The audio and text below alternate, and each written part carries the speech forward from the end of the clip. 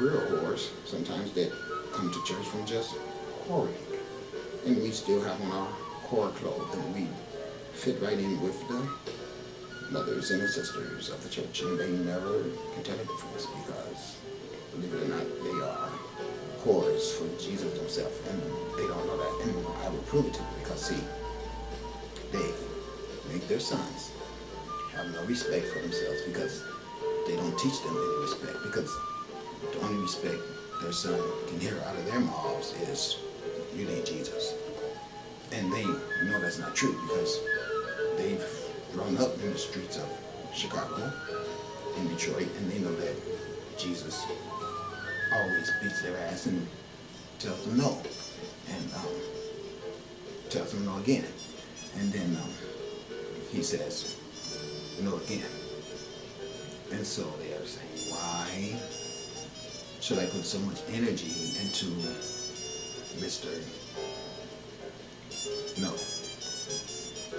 But you, on the other hand, are having a good time in church because you have a uterus that is chock full of spiritual energy, and you're not aware of this, are using your own natural spiritual energy to excite yourself. So you're looking at a picture of Jesus and you're massaging yourself and giving the picture of Jesus the credit for your self-induced arousal as well as your self-pleasuring. And that's the truth. It's kind of like replacing a man with a vibrator. Because see, a man can't really be there all the time. And so you get so attached to the vibrator that you don't have a need for the man anymore. And that's what then happened. You don't have a need for your real man because you have a sometime man that sends you a check and he will give you a job. But all this is as long as you are worshiping him. Now, I'll prove that to you. If any of you black ladies who have a job, let's say you work in the office, you're secretary, okay? I guarantee you, right now you wear a wig. That's the criteria, I know that. Unless you have a unique setup or circumstances where maybe you have a job at the press center. Okay, then maybe you don't have on a wig. Those are the circumstances I'm talking about. But if you work for Comcast,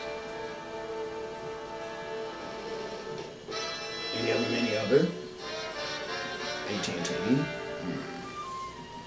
Shell, Mobile, guarantee you, go take that European wig off.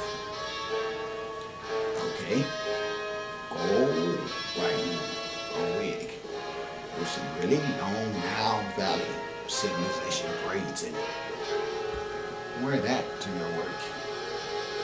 See if that stirs up any trouble. Just go check it out. And if it does, then maybe, then just maybe, you are a person that's controlled. Now, if a man tells you how you must dress, he will probably have the same privilege to tell you how to undress. I'm just saying. There's a whole lot of history of that in this country. So, what I mean is, I have been myself sitting in the pools at the Christian churches, and I see the most beautiful, well-dressed women as well as the very clad dressed women all in there. And I find it very, very privileging to be there. The only thing that I try to refrain from is the hypocrisy. So that's why I just don't go. Because if I go, I won't go for God because I know God is already inside of me. So I don't need to go there for God. But if I go, I know it's for the singing and the praising and the many variable glances of the cell of the anatomies of the female gender. It's there. Boy, it's there. Believe me. It's there. Yeah, it's there. So, in saying that, we got to understand that the influence of religion from both sectors, Muslim as well as Christianity. Remember, I like the Nation of Islam, even though I do have problems with some of the things that go. Don't like the idea of separation, man and woman. Don't like that at all. Really don't. In the Christian church, man and woman stay right together, but they're still separated by their wife. They don't know that, but I do. See, they got separated, and his ass got put up there. And the moment, true state of godless was eradicated. That's when the white man and the black woman had their most severe separation.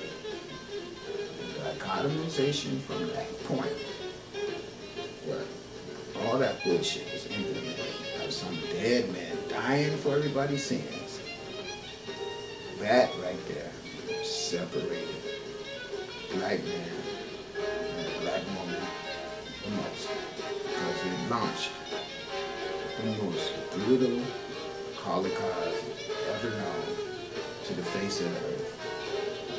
More dead people than all the wars of this planet put together was the African Holocaust, where men, women, and children were stolen from the African continent and brought and beaten and raped and put under brutal circumstances.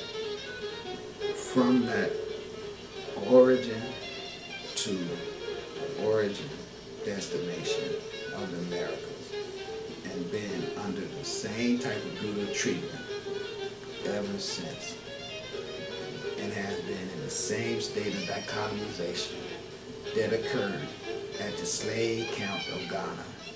As soon as those slavers dichotomized us, put the women in one dungeon and the men in another dungeon, and you could hear the women being violated by those men every night after night after night. I read the books, and they talk about how they was put in those slave camps, and food was brought to them and just thrown in there, and how they had to fight over the food like animals, and how they could hear the women being selected, sorted out for whatever will those wicked men wanted for them, and the young girls who they wanted. They tell you about whole ships of young girls being taken to unknown destination for prostitution. And a lot of people were being used as a food source because the white people wanted to try to ingest the spirituality of the souls of us as a people. They was impressed by how we had interactions with nature, with the birds and everything. The birds have not always been as afraid of man as they are now.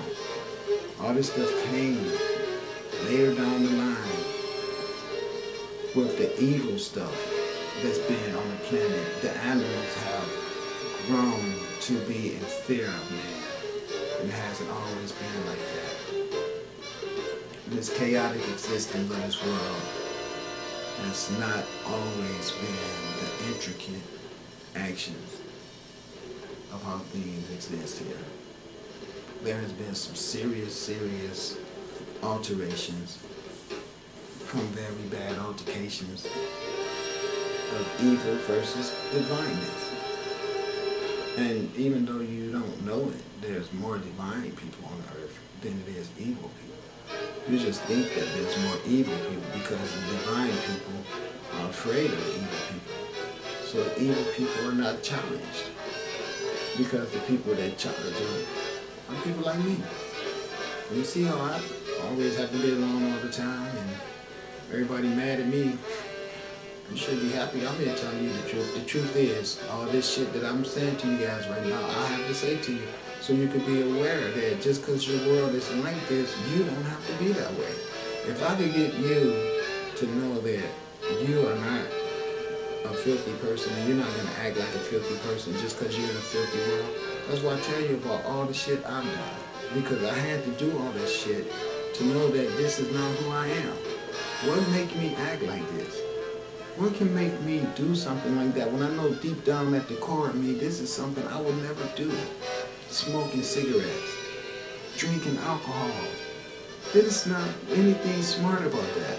When you drink that shit, you vomit. It's like your body saying to you, don't drink this. This is not good for you. No. And then you do it again. And lighting cigarettes with a fire on it. Okay, I smoke marijuana. Okay, so how can I talk about you? I can't because marijuana is made by the sunlight. Well, so is tobacco. Yeah, but here's the difference. The marijuana helps me for all kind of different things. It could be a food source. It helps me have spiritual meditations that help me be able to walk with the gods. It also helps with a stabilizing system in my body. It makes it where I'm able to digest my food. It also helps me have an appetite where I want to eat food. It is such an amazing medicine is what I call it. I mean, I used to eat it when I could grow it. When I lived where I could grow it, I used to eat it just like greens. I'd put it in water, steam it, and eat it. I was so healthy. It make your body just, everything pass right out of you. There's a plant that's been taken from it. This is a plant that's been taken from us by the greedy corporations of America who wanted to sell you aspirin and Tylenol and ibuprofen. Okay? You taking marijuana, eating it, keeping it flushing your system out, it's going to keep, even though it's a toxin when you smoke it, that's because you add fire to it. But if you eat it raw, it's not a toxin. If you eat it without contaminating it, anything that you burn, you contaminate it because you change the molecular structure of it. And so that's not the way the sun made it. You've altered it from the way that the sun made it. So it's kind of abusive to smoke it, yes, but still it's such an outstanding plant that it has its values there too because the smoke could be used as a food source. That's the only difference. So you're still ingesting food. Tobacco, your body will not see as a food source. That's the whole difference. That is the whole difference. See, if you had a plate of spinach and it was steaming and you put it under your face and inhaled the steam coming into your body will still be recognized as a food source. Your body will take the steam from the spinach and utilize it as sustainment and nourishment. If you did the same thing with a steaming bowl of tobacco, your body will have a total different reaction than it would have with the spinach. But if you did the same thing with a bowl of marijuana, your body would have the same reaction with that marijuana as it would have with a bowl of spinach. But it would not have the same reaction with that tobacco that it had with that spinach and that marijuana. That's the difference. So you can say what you want. Marijuana got a bad name because corporate America wanted to put a lockdown on it. And they put a lockdown on it so that they could make it a profit rendering crop. Otherwise it was a money crop that any Joe could cash in on. And they don't want any Joe cashing in. They want every Joe coming to them for sustainment so they can abuse you. So that's what's happening. The white people's been abused by white people as well as the black people. The problem is that you got white people on the earth that don't mind the earth being the way it is because they do get privileges, which is not worth it. I mean, it's not